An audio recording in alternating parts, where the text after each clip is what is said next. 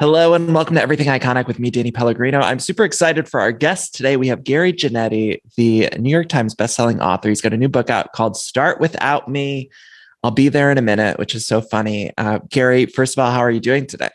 I'm good, Danny. So now, and congratulations to you, by the way, also a New York Times bestselling author. That's very exciting. Thank you. Thank you. I changed every one of my bios like immediately. Yeah. Okay, good. As you should. And I just started your book and it's terrific. I'm really enjoying it. Oh, thank you. Thank you. Well, I'm such a huge fan of your writing. And I grew up reading people like David Sedaris, and I know you've been compared a lot to David Sedaris. And I just love that there are now so many sort of gay voices, because as a young gay man or even as a young closeted man, it was like I would gobble up any sort of gay essay collection I could find. And at the time that really meant David Sedaris. So it's exciting that there's different. Yeah, it did. And that was, I mean, he's been around for a bit, but when I was, I guess in my 20s, I also gobbled up David Sedaris, who's so tremendous. But yeah, when I was younger, there was nobody really. I mean, I just, you discover things. There were a lot of gay writings. Armistead Maupin's Tales of the City books really spoke to me. But again, yeah, in my 20s, I kind of found that. So yeah, when you're a teenager, when I was a teenager, I should say, yeah, there was nothing that I knew of, certainly, that I had access to. Yeah, I keep mentioning this guy, Joel Durfner. I just sort of discovered his book in a Borders bookstore. And I remember he used a lot of like pop culture references, and he talked about things like sex and dating and family and all sorts of stuff. And it was such a formative book for me. And I don't think it was hugely popular, but I just heard he just sent me an email because I had mentioned him a couple times, and it was so exciting to me. But I told him what an impact that had. And I'm sure you've heard from your first book. Have you heard from young gay people around the world, sort of that they're discovering it? I did hear from people, which is nice, as you, I'm sure, are starting to hear and will continue to hear. I did. And sometimes you're not sure because I'm coming at it, from a person who's in his 50s, and you don't know, and I'm talking about my specific experiences, and I don't know if it's going to speak to somebody in their 20s or not. I don't think it. You hope, humanity is ageless, right? And shared experiences and stuff. But I was a bit surprised by how many people in their 20s, and how many young people and people who had just come out or something could so immediately relate, even though, we were a generation apart. And that's something that's really nice about, putting yourself, making yourself vulnerable and putting yourself out there and putting something so personal out there. You hope that you connect with somebody in the way that maybe, like you were just mentioning, others, have connected with us. Yeah. Gary, I want to talk more about the book, but before I do, I got to dive into a credit on your resume that I'm very fascinated by. It's the Bette Midler sitcom. Didn't we talk about this last time? We did, but I think, did we talk about it? Because I just posted a clip from it, but I didn't know that you also acted in it. I think we talked about how you wrote on it. I did. I was in 2 episodes of it. Okay, yes, but so I played a flight attendant.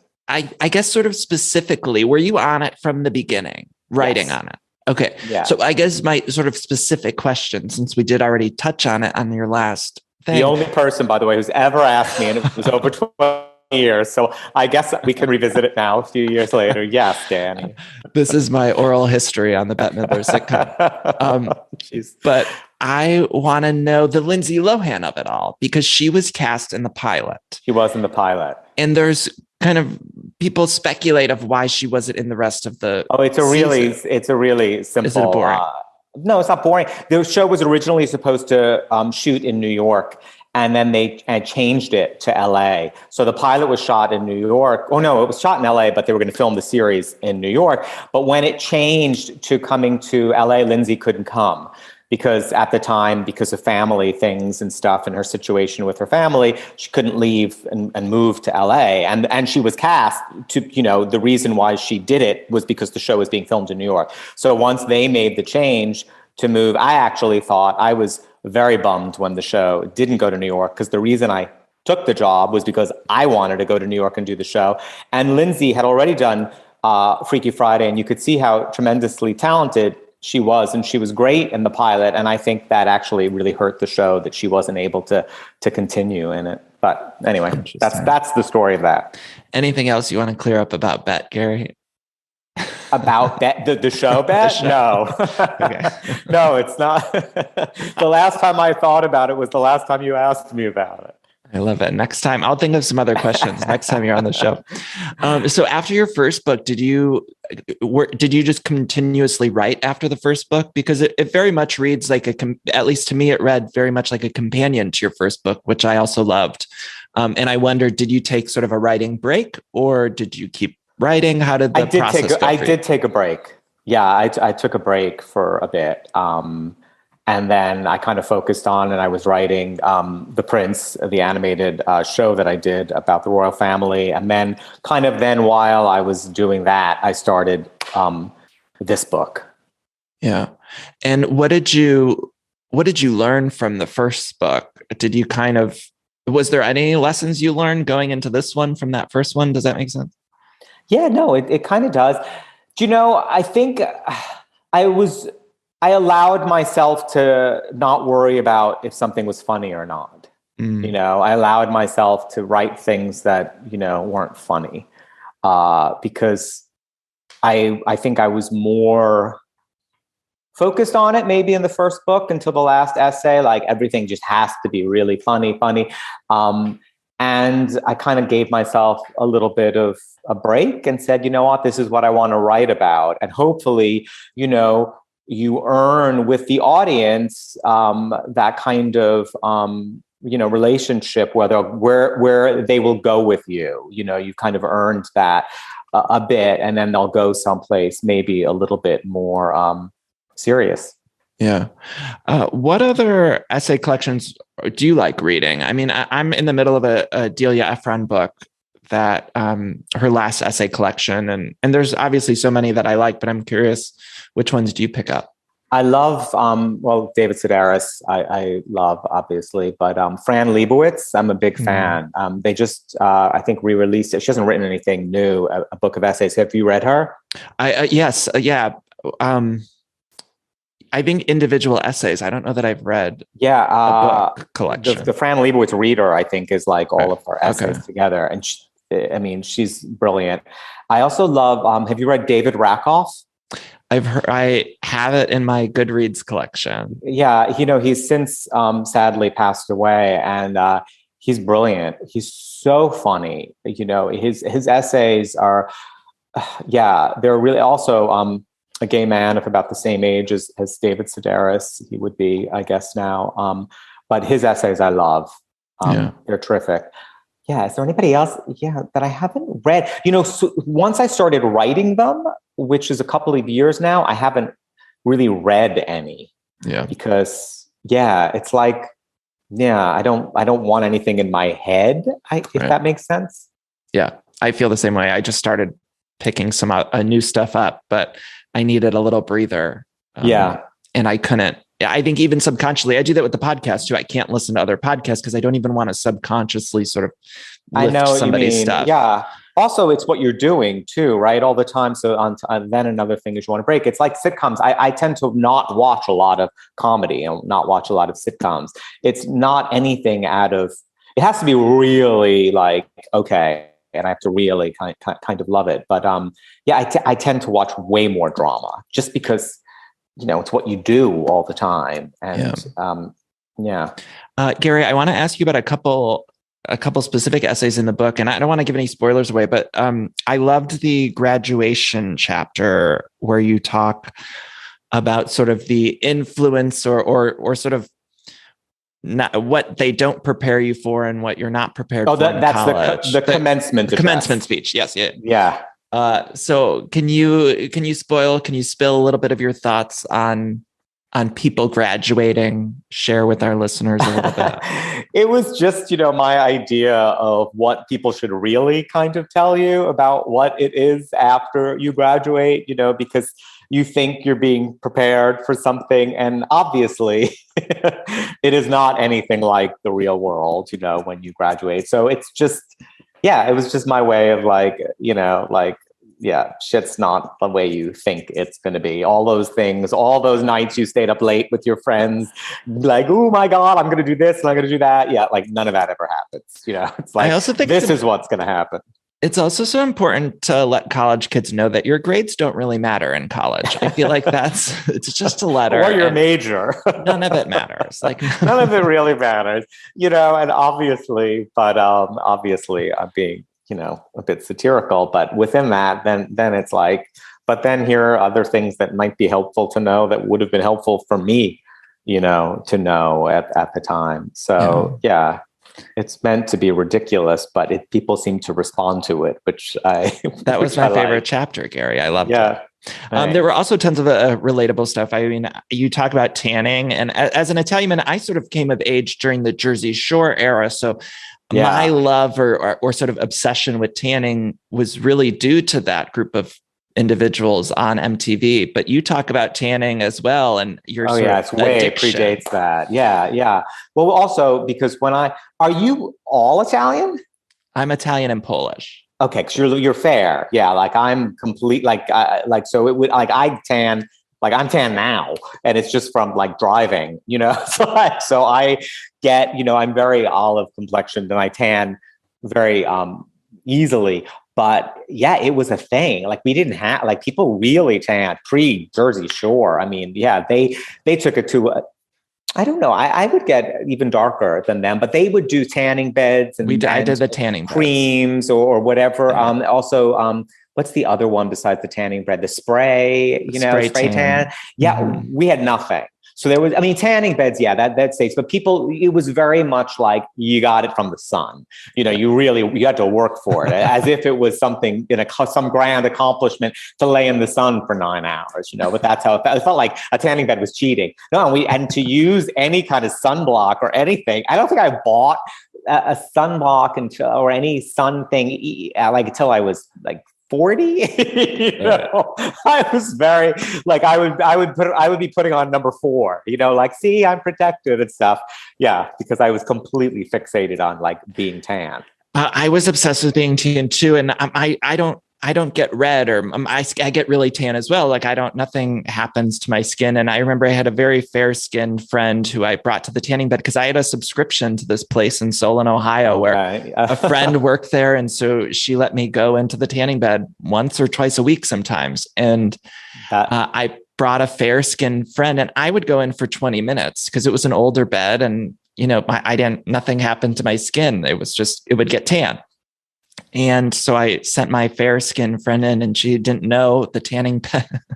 And I locked her in there, basically not locked her, but I put her in there for 20 minutes. I was like, oh, you'll be fine. And it was not good for her skin. Yeah, no, I've never been, I've never been in a tanning bed. Never. No, I've never done, it's all the damage I've done to my skin has been natural. I mean, yeah, oh my God, so much damage that I've done. It was like a sickness, because also I realized that when I would use the tanning bed, it would help clear up acne. It would sort of dry up acne. So if I would start to get a zit or something, I'd be like, oh, I got to run to the tanning bed for 20 minutes, and it would clear it right up, or maybe just sort of mask it or something. Oh yeah. It was so crazy that I would sometimes, because I couldn't use, when I was young, I wouldn't use any kind of sunblock. So I would lay out, sometimes I'd really overdo it if the sun was too strong or depending on where I was. So after 9 hours, I would get sunburned. Everybody gets a sunburn. And then I'd be like, oh shoot, now, how is this going to and then I'd still lay in the sun, even sunburned. I'd be like, I can still, just not for 9 hours. And then eventually, your skin would peel, and then it'd be red and raw underneath. And then I'd be like, now I can start tanning. Fresh again. Yeah, I could start tanning that. Now the real tanning is that was just the starter layer, the warm up, that I had to kind of get through. What a wild time. I do not, but I still, like anything, I'm still if I have a little color, I'm always this looks, this is right. But a lot of laying in the sun, it was my job. Gary, you mentioned sexual awakening. Specifically, you mentioned your first penis that you saw on screen was American Gigolo. And it was. I'm endlessly fascinated. First of all, that movie too, I remember seeing in the very early days of the internet, I remember seeing like a screen grab of it. And then I went to the local library to rent it, which I think back now, I'm like, why was the library carrying American Gigolo? I'm not sure. It's a good library. Or letting a young teenager rent it. I'm not clear on that, but I'm curious, what were your other sort of sexual awakenings at that time? Because we all sort of have the pop culture, not the personal ones, but like the ones where you were watching on television or in film, like the Richard Gere, which Richard Gere really was one of the most attractive men ever, right? Oh my God. Yeah. An American Gigolo. And he was working out. You remember, like, this was 1980. So it's like the 70s ended, like somebody flicked a switch. It was disco and bell bottoms and long hair. And suddenly it was 1980 and we heard of, and Giorgio Armani and sleek and shorter hair and working out and, you know, European clothing, you know, like it was like the world, the music changed. It's like everything completely. I don't remember anything changing from 2019 to 2020, but this was like, yeah. So the look of people and working out became like a thing. And that was, you know, very appealing to, you know, young me. It was like, oh my God, you know. So I wrote about it in my first book, Stephen Carrington on Dynasty, who was an out gay character that was, I had never seen one before. He was like a football player in college and blonde and all-American. And, you know, so I was like, who's he? You know, like I was fixated on him, you know, because I had so few other people. But there were always that kind of, Mark Harmon was, you know, from, now we know him from NCIS. Is that the show he's on all the time? One of those. Yeah. Oh my God. Like he was on everything, you know, in the 70s and 80s. And he was really beautiful, you know. I was kind of like, oh, you know, I like him. Yeah. And I know you're friends with Lisa Rinna, but Harry Hamlin. Yes. Harry Hamlin. Have you ever seen Making Love? Yes. Yeah. And it's terrific. And also what a kind of, I hate to use the word brave, but like at the time for him to take that role, it was pretty incredible. It was completely brave. You know, I know we say it's like, oh, you're playing a gay man and you're straight and beautiful. But yeah, at that time, nobody would take that part, and it legitimately affected his career.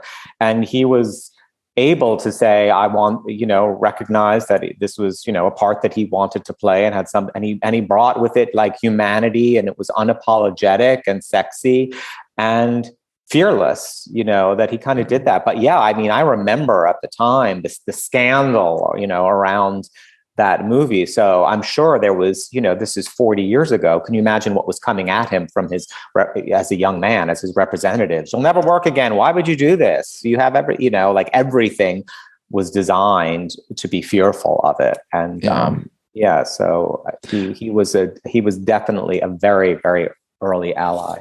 What do you make of the gay representation on screen nowadays? Obviously we've grown a lot, but you know, this is maybe a deeper conversation, but what do you think of gay representation? I mean, is it something specific like you're thinking? No, I just was thinking about it as we're talking. I think it's extraordinary, the kind of, you know, the sea change in what has happened, you know, certainly even in the last 20 years from when I first started writing for TV. You know, I was always trying to find out, because I was always out once I moved to LA. Before, you know, I've been out since I'm 20, and I never, you know, even pretended I was anything other than I was, because also, you know, it's very obvious what I am. Like, it wasn't like I couldn't push myself back down once I came out. There was no going back. And I wanted to find a way, even in the early shows that I worked on, you know, like, how do I bring my sensibility to this? Like, what's my way in? How do I, you know?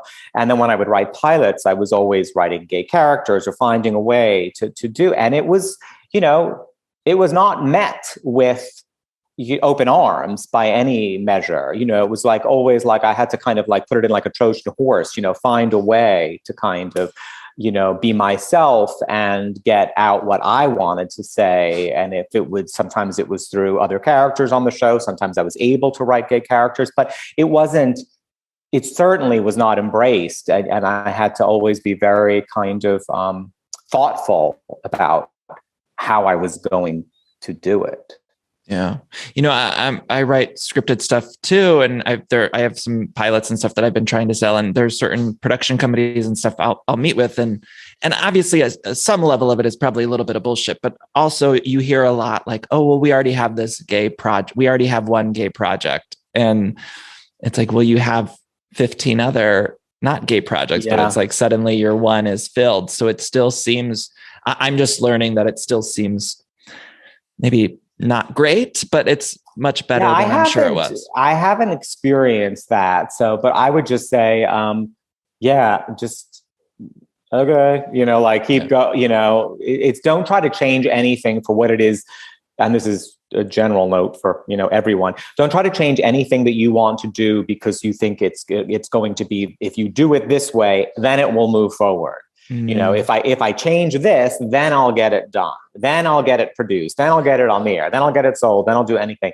Your best chance always is just to always do exactly what you want to do and what you feel passionately about. Because anything is going to be a torturous uphill battle to get anything done and produced and out in the world. And if you don't feel excited about it, it will collapse or it will be mediocre. It doesn't and you'll just forget what it is along the way. But it's very easy to get sucked in at some point and be like, oh, I wanted to do this, but they already have that. So what if I switch this and this and this, and now it's a different thing that they don't have and it fills that slot, so I'll do that. But nobody ever knows what they want. It changes daily. It becomes a dog chasing its tail. You start to do that, like I'll do this, what I want. Suddenly, a few months later, that person's gone and a new person's there who wants what you had originally, So you always just have to stick to what it is you want to do. That's such great advice. I feel like I needed that advice in this moment. Always so thank you. Do it. You're welcome. And by the way, I give it to myself, more than once. I remind, you remind yourself of things. You always get in trouble when you try to do what somebody else wants because you think that'll be the thing that moves it forward. And it always ends badly. And the things that really make noise and make pop and are the things audiences recognize when something is, when something is not authentic bullshit. Yes. Completely. I think you do have to trust your gut on some level because, I don't know, everything you said just really makes sense to me. Thank you, Gary. What's next? Is there going to be more of are you doing more of the Prince? Will you do no more of book? the Prince? Okay, yeah, the Prince is done. Prince is done. Yes, still on HBO Max, but there won't be a second season. And right now I'm just kind of focusing on the book. I'm just going to kind of focus on the book, and then after that's out in the world, I'll see what's next. Are we going to be? We want more. We want books from you forever. You're going to keep doing books, right? Well, as you know, they're very hard to do. I know. No, but are they not? You'll do another one, right? I'm just probably. Yeah. It's hard to think of. But I mean, will you do another one? Yeah, I want to. Yeah, I'm trying to make that happen. All right, good. So hopefully, okay. All right, Gary, anything else you want to say about your book? It's so funny and it's perfect for right now. I feel like we all need to check out a little bit. I keep saying that we all need to let the air out of our tires a little bit because everyone's got so much pent up everything. And I think that it's just so perfect for that, to read it, on the beach, Danny, or by the pool, or on a plane when you just need to relax and check out. I think it's fantastic. So anything else you want to say about the book? And I just hope, it somehow connects with people. I was a very lonely kid for a very long amount of time. And, so that kind of thing still stays a bit alive, I think, in a good way. So I always remember what it was like when I connected with something. So I hope this is able to connect with, some people out there and might be like, oh, this kind of reminds me of me. This speaks to me. I get this. I feel, more connected. Yeah. I felt that way reading it. Also, I didn't ask you this question. It was written down in my notes, but I do want to quickly get to it. For Christmas, you talk about, there's a Christmas chapter, and I love the holidays. And just, I want to know, what was the most memorable gift that you received as a kid? Like, were there a couple gifts? The essay is mostly about always being disappointed by my gifts. It's like a recurring theme. I always wanted something to be better in it. I don't know what it was, but it was never quite what I was opening.